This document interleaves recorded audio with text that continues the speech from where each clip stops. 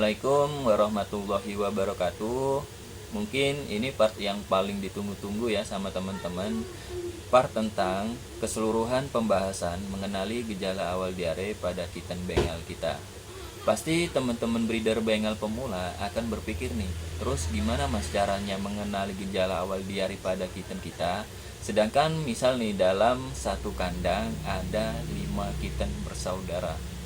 Kan pastinya kita susah tuh mas untuk memantau mana yang nggak mau makan di antara 5 ekor tersebut. Misal dari poin sebelumnya mengenai cek pakan ya, sedangkan di dalam kandang ada 5 ekor kitten misalnya nih ya, dan pakannya masih selalu habis terus. Pastinya dari 5 ekor tersebut ada dari salah satu yang nggak mau memakan pakannya kan. Lalu misal ada salah satu yang terkena sakit diare nih mas dan nggak mau makan.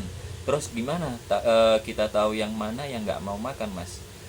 Dan poin selanjutnya, bagaimana kita bisa mengetahui kitten mana yang di antara 5 ekor tersebut yang terkena diare.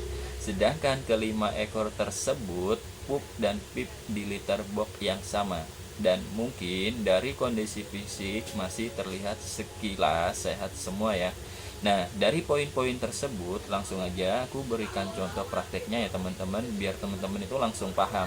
Langsung aja simak video berikut ini. Ini langsung aku berikan contoh dari kittenku. Misalkan ini dari satu kandang ada 3 ekor ya. Pasti teman-teman bingung kan kalau misalkan dari salah satu pertama kali ada gejala diare, itu gimana cara ngeceknya mas? Nah langsung aja ya kita praktekkan. Ciri-ciri pertama atau mengenali gejala awal kitten kita penyebab diare, misalkan dari satu kandang ini ada 3 ekor sampai 5 ekor. Ciri-cirinya yaitu pertama, kita yang apa yang harus kita lakukan, kita cek di bagian pantatnya. Misalkan kalau kitten kita nggak diare, dia akan kelihatan bersih. Nah kayak gini nih. Misal di kitten kedua sama bersih. Di kitten ketiga, misalkan kalau di bagian pantatnya gini, bagian duburnya juga bersih, berarti mereka bertiga nggak ada gejala tanda-tanda diare. Nah, untuk pertanyaan selanjutnya, terus kalau misalkan ada gejala diare, gimana mas cara mengetahui? Itu biasanya di bagian pantatnya akan kelihatan sedikit bekas pupnya dia. Kita cek satu-satu ya.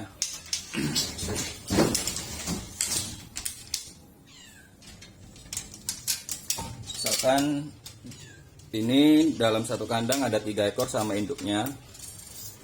Nah, kita cek di bagian pantatnya itu bersih, berarti ini pupnya normal.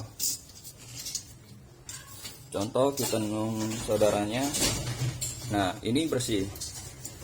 Nah ini kebetulan ada sedikit contoh kitten saya pupnya udah mulai lembek. Langsung aja kita cek.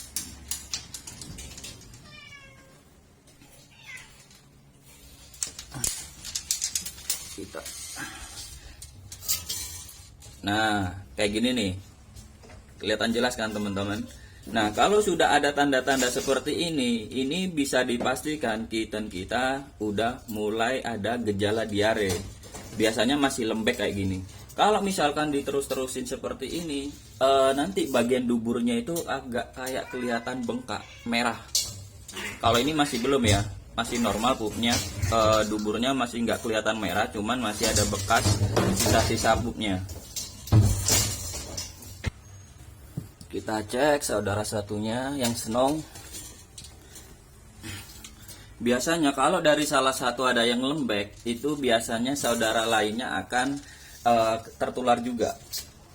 Ini masih tahap aman, normal, tapi udah mulai ada sisa-sisa sedikit bagian pup. Tapi masih aman kalau kayak gini nih. Jadi di bagian duburnya atau di samping-sampingnya itu nggak ada bekas-bekas pup.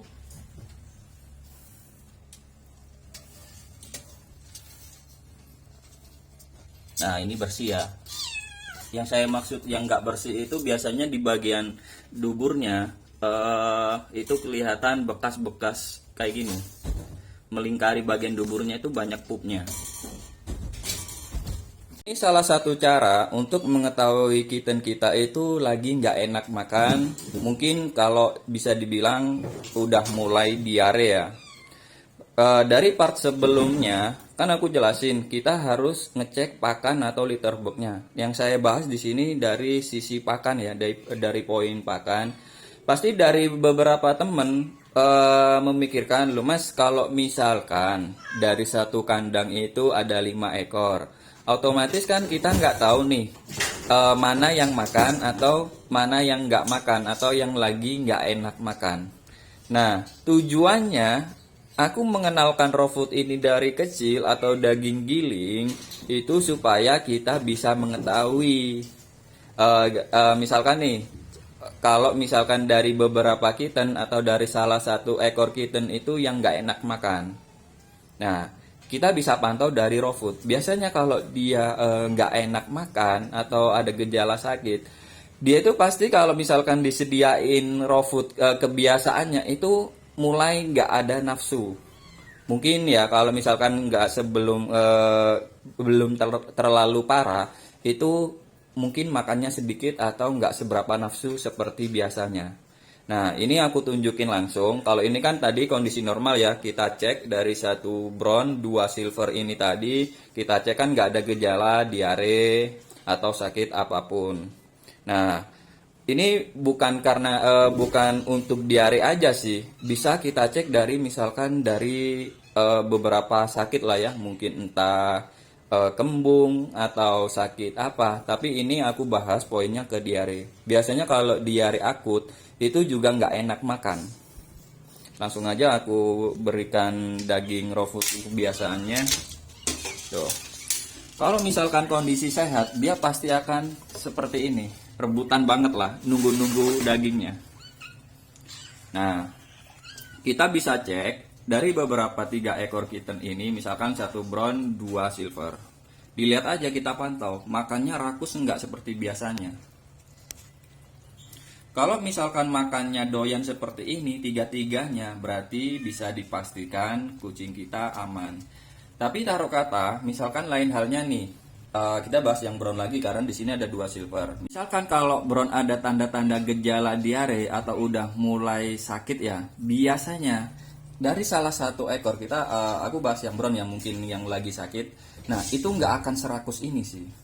Makanya kan teman-teman mikir, mas kalau misalkan pakai pakan kering kita kan susah. Karena dari dalam satu kandang itu kan mungkin ada 3 ekor sampai 5 ekor. Otomatis kita kan nggak tahu kalau kita mantau dari sini. Karena ini dibuat 5 ekor kitten. Jadi kan kita nggak tahu tuh. Pastilah kita nggak akan tahu mana yang makan, mana yang nggak makan. Nah, cara paling efektif itu kita memberikan asupan tambahan. Mungkin raw food ya. Nggak perlu banyak sih sebenarnya. Jadi kalau aku nggak usah niru-niru ini ya, karena mungkin dari beberapa teman, mas aku nggak mampu atau boros dan lain. Nggak perlu itu sih. Mungkin sehari sekali atau 2 hari sekali itu kita memberikan daging seperti ini. Itu kalau fungsi dari Catrico memberikan raw food dari kecil itu supaya kita bisa mengetahui atau aku bisa mengetahui kucing mana yang lagi nggak enak makan dan mana yang lagi enak makan. Ya, ini cara yang mungkin paling efektif. Nggak perlu sehari 2 kali atau beberapa kali sih. Mungkin kalau misalkan teman-teman mau hemat, ya disediain sedikit aja lah ya dagingnya. Nggak terlalu sebanyak. Yang penting itu buat pancingan supaya kita mengetahui kitten mana yang nggak enak makan. Nah, itu fungsinya dari Catrico, ngebiasain makan raw food dari kecil itu untuk mengetahui mana yang sakit dan yang tidak.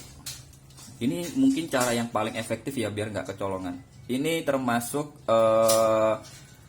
ilmu rahasia dari Catrico ya, biar kucing nggak gampang mati. Terus kalau misalkan ada dari salah satu kitten kita itu udah nggak enak makan, ya itu seperti di part sebelumnya kita harus nyuapin sampai dia bener-bener mau makan dagingnya sendiri. Kalau biasanya, kalau kitten kita udah mulai enakan, terus kita nyediain dagingnya lagi, itu pasti langsung mau. Kalau dia udah agak enakan ya, atau udah sembuh total, dia pasti respon ke dagingnya.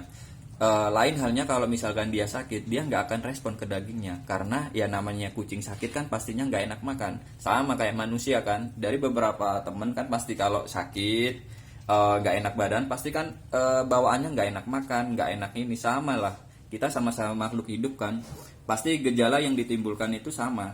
Kucing pun kalau misalkan gak enak makan, teman-teman tahu sendiri pasti gak enak makan, lemes atau gimana.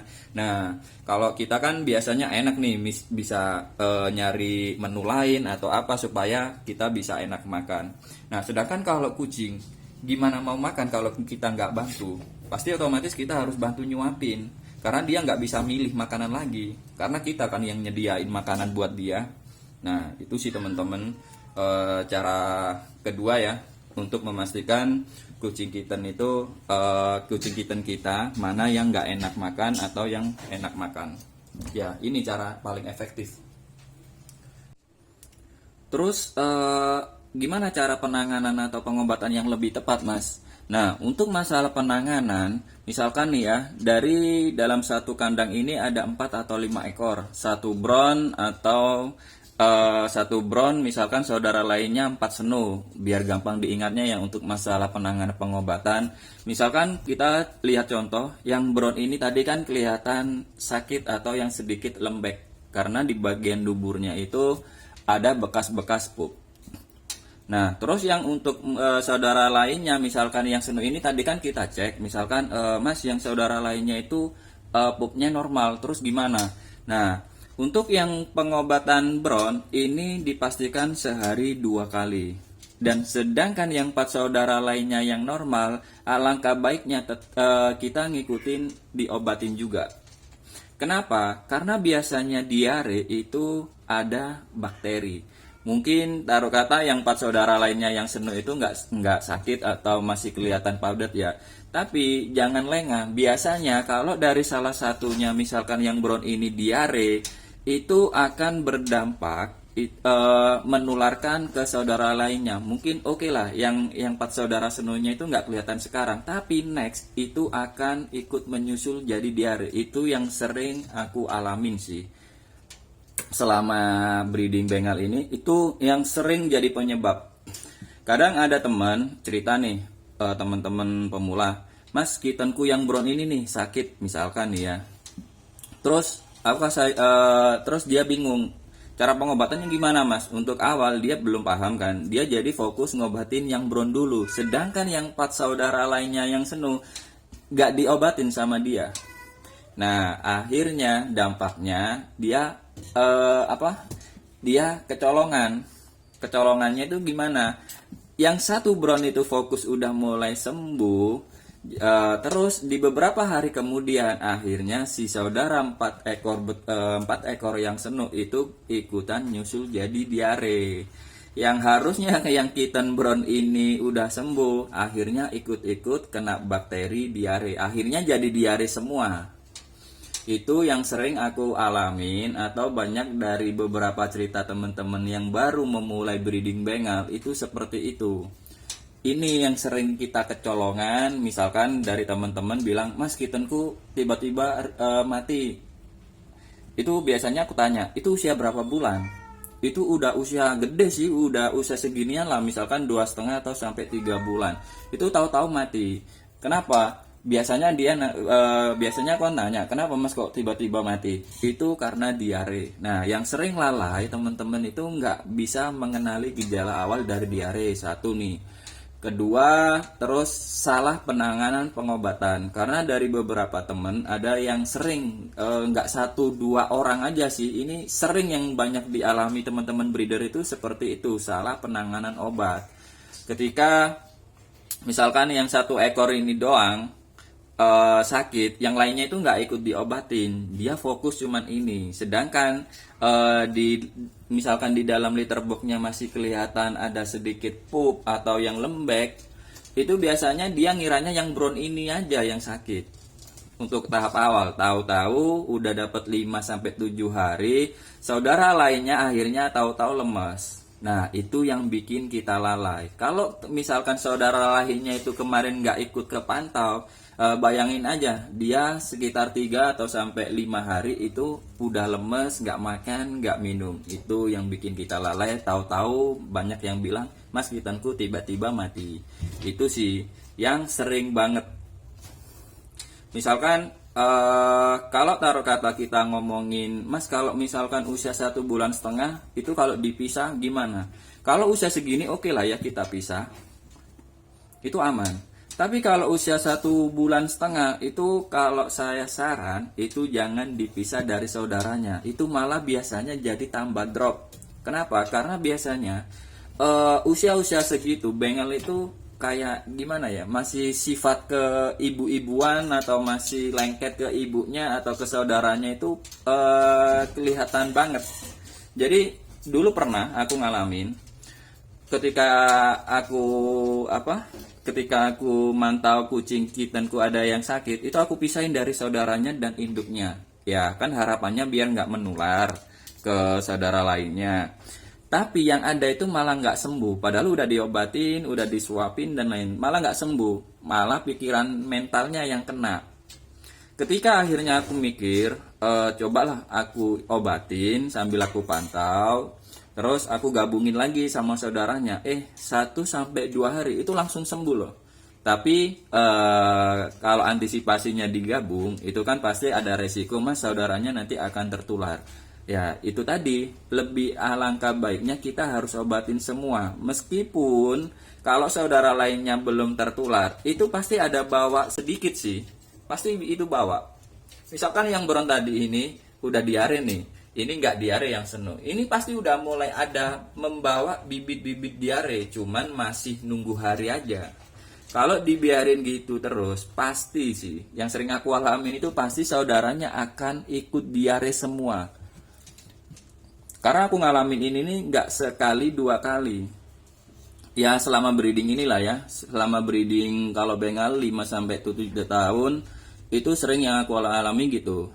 Dan ketika aku menemukan cara penanganan yang lebih tepat dengan cara-cara yang saya jelaskan sebelumnya, insya Allah sih kucingku jarang ada yang bilang kayak teman-teman, Mas, kucingku mati. Nggak ada sih. Selama breeding beberapa tahun ini kucingku alhamdulillah ya bisa tertolong semua.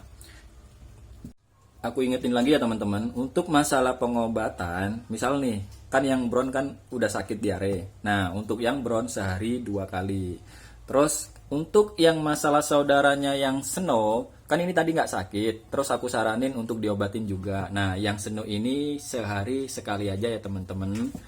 Misal kita ngobatin di hari pertama pagi hari. Nah, alangkah baiknya di hari kedua sambil kita pantau, misal kalau nggak ada tanda-tanda pupnya dia lembek, baru kita tambahi pengobatan kedua, yaitu pas di malam hari. Jadi hari pertama kita ngobatin di pagi hari, di hari kedua kita ngobatinnya itu malam hari, supaya nggak terlalu banyak efek dari hari pertama pengobatan. Takutnya nanti kalau misalkan teman-teman salah pengobatan, misal sehari 2 kali atau jaraknya terlalu pendek, itu berakibat dampaknya nanti takutnya malah jadi sembelit.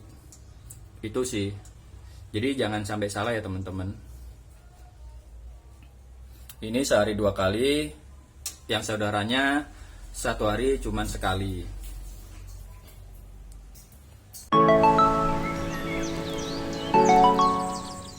Nah, saya ingetin lagi ya teman-teman, untuk masalah pengobatan diare, kalau masih dalam satu kandang ke semua 5-5-nya dan masih belum tahap dipisah, usahakan masalah pengobatannya harus benar-benar butuh kesabaran dan ketelatenan supaya kita nggak sampai berujung di kematian. Misal nih, dari salah satu yang terkena diare, terutama usia 1,5 atau 2 bulan, saya sarankan nggak perlu dipisah. Biasanya kalau dipisah malah tambah drop karena kepikiran saudara dan induknya. Itu yang biasanya sering aku alami dulu ya, baru pertama-tama breeding bengal.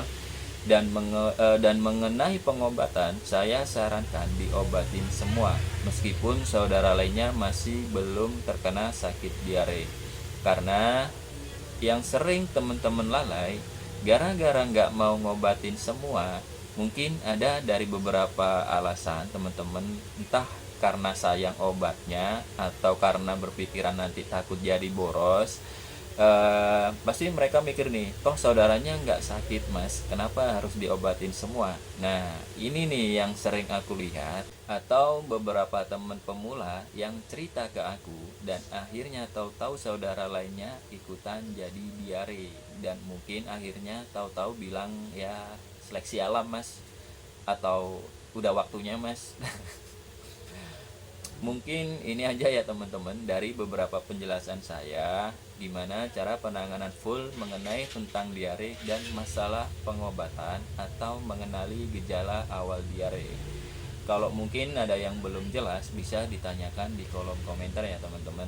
Saya akhiri video ini. Salam dari saya Al Nur Ketri. Wassalamualaikum warahmatullahi wabarakatuh.